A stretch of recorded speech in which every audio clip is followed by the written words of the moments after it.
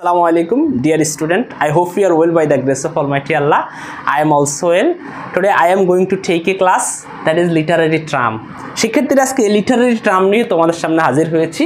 দেখো Literary term অনেকে figure of speech নামে চেনে, অসুবিধা নাই, যেভাবে চেনুক। আশা করি আজকের ক্লাসটি মনোযোগ সহকারে দেখলে এই টপিকগুলো নিয়ে আর কারো কোনো অসুবিধা হবে না। আমি লিখেছি epics, simile, metaphor, climax, personification, soliloquy, tragedy, paradox, oxymoron, ballad, elegy, blank verse, এলিগরি।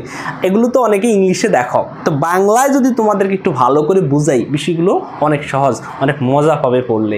তো দেখো আমরা শুধু ইপিক নিয়ে আলোচনা করি। ইপিকের বাংলা মহাকাব্য, এটা তোমরা সবাই জানো। দুই ধরনের ইপিক কিন্তু সাধারণভাবে আমরা দেখতে পাই। আসলে ইপিকে কি থাকে? ইপিকে দুইটা জিনিস থাকে। একটা হচ্ছে হেরোইক থিম থাকে, অর্থাৎ এখানে একটা হিরোর একটা ব্যাপার স্যাপার থাকে।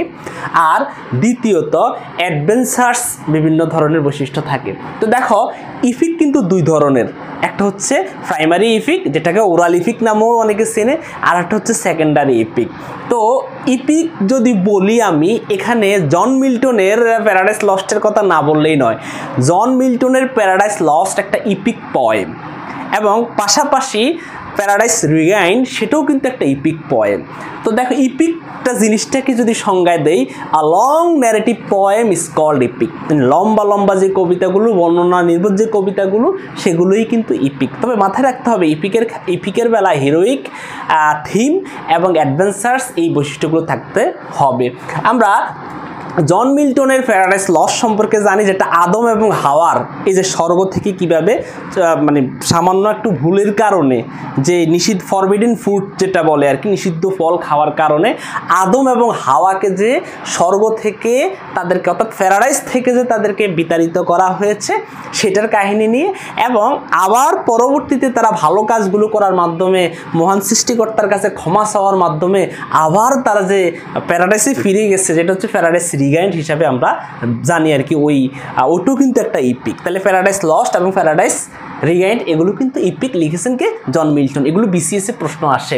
আর শিক্ষার্থীরা আরও কিছু ইপিক রয়েছে, তোমরা জানো হিস্টোরিক্যাল ইপিকগুলো, যেমন আমাদের ভার্জিলের এনিয়েড রয়েছে, তারপরে হোমারের ইলিয়ড এবং ওডিসি, এগুলোও কিন্তু এক একটা ইপিক।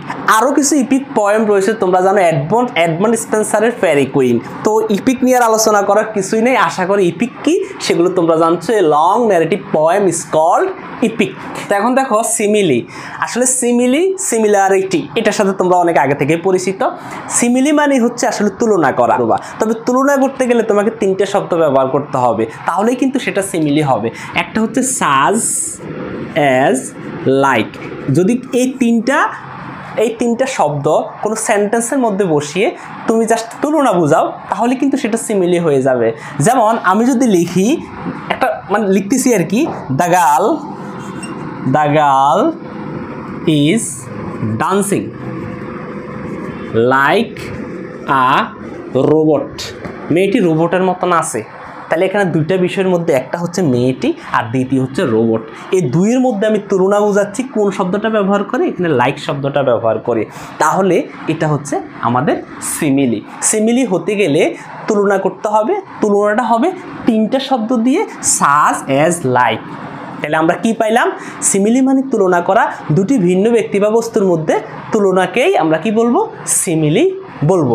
আশা করি সিমিলির বিষয়টা নিয়ে তোমাদের আর কারো কোনো সমস্যা হবে না। এখন দেখো মেটাফর।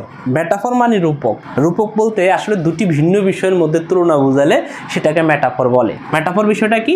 দুটি ভিন্ন বিষয়ের মধ্যে তুলনা বোঝালে, দুইটি ভিন্ন বিষয়, এক বিষয় না, সেম বিষয় হলে সিমিলি, আর দুটি ভিন্ন বিষয় হলে সেখানে মেটাফর। তো এই মেটাফরের একটা সংজ্ঞা আমি যদি মানে সহজে যদি বোঝাই, যে হি ইজ আ টাইগার, সে একটা বাঘ। দেখো আমি তাকে বলতেছি, সে কিন্তু বাঘ। দেখো সে একজন ব্যক্তি, আর টাইগার একটা ভিন্ন একটা বিষয়, একটা জীবজন্তু। দেখো আমি এর সাথে এর একটা কম্পেয়ার করতেছি, তাহলে এটাই কি এখানে মেটাফর। আর মেটাফরের ক্ষেত্রে আরেকটা জিনিস হচ্ছে, সেখানে অ্যাজ এবং লাইক, সাজ এগুলো উজ্জ থাকবে। তো এটা তুমি যদি এভাবে বলতে যে he is like a tiger, সে একটা বাঘের মতো। আর আমি বাঘের মতো বলি না, আমি বলছি সে সরাসরি বাঘ। সেই কি সরাসরি বাঘ, অর্থাৎ বাঘের যে বৈশিষ্ট্যগুলো, ভাগের যেই বৈশিষ্ট্যগুলো সেটা তার মধ্যে আমি নিয়ে আসলাম। এটা হচ্ছে মেটাফর, জাস্ট দুটি ভিন্ন বিষয়ের মধ্যে। আর যদি আমি এইভাবে বলি যে Nazrul is a Shelley, Nazrul হচ্ছে একজন শেলি। শেলি বলতে P B Shelley, Percy Bysshe Shelley. তো এই শেলি একজন কবি আর নজরুল একজন কবি। দেখো শেলির সাথে নজরুল দুইজনে কিন্তু সেম। আমি বলতে সেম হবে না, ভিন্ন বিষয়ের মধ্যে তুলনা বুঝাইতে হবে। সেম বিষয়ের মধ্যে হলে এটা কখনো মেটাফর হবে না। মেটাফর হতে গেলে ভিন্ন দুটি বিষয়ের মধ্যে তুলনা বোঝাতে হবে। ঠিক আছে, আশা করি তোমরা এই মেটাফর বিষয়টা বুঝছো। এখন দেখো ক্লাইম্যাক্স। ক্লাইম্যাক্স মানে কি? চরম পর্যায়ে, অর্থাৎ একদম ফাইনালি। আচ্ছা সহজে যদি আমি বলি, জুলিয়াস সিজারের যে গল্পটি তোমরা জানো, সেখানের মধ্যে তিনটা শব্দ বিনি, বিডি, বিসি। এখানে আমি আসলাম, দেখলাম, জয় করলাম, আসলে এখানে ক্লাইম্যাক্স। আসলাম ক্লাইম্যাক্স না, দেখলাম ক্লাইম্যাক্স না, জয় করলাম চূড়ান্ত পর্যায়ে গেলাম, সেটাই হচ্ছে ক্লাইম্যাক্স।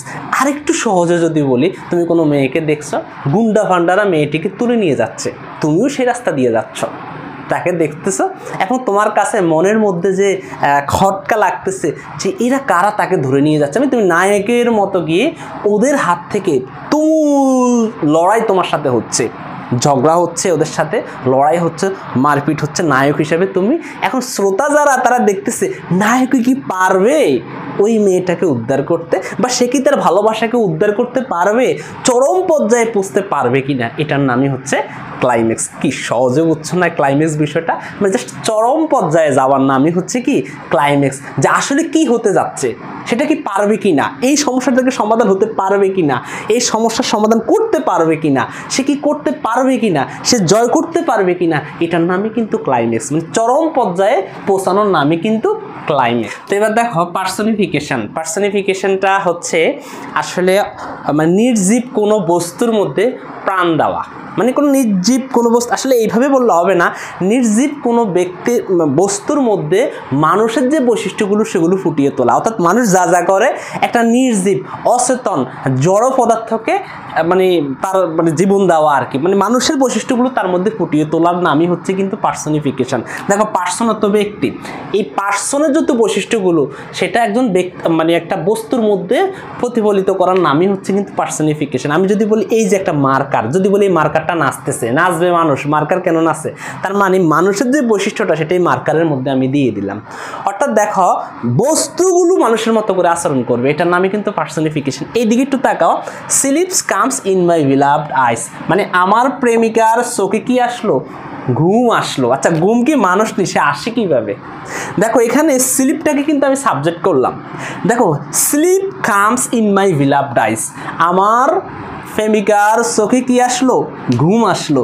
এই যে ঘুমটা, সে ব্যক্তির মতো করে আচরণ করে, মানে ব্যক্তির বৈশিষ্ট্য তার মধ্যে নিয়ে সে কিন্তু আসছে। তার মানে স্লিপটাকে জাস্ট আমি ব্যক্তির পর্যায়ে নিয়ে গেছি।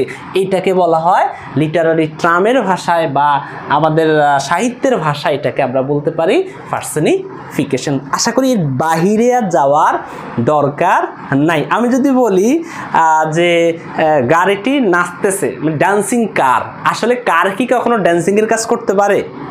পারে না। তার মানে এইখানে এই কারটা হচ্ছে পার্সনিফিকেশন।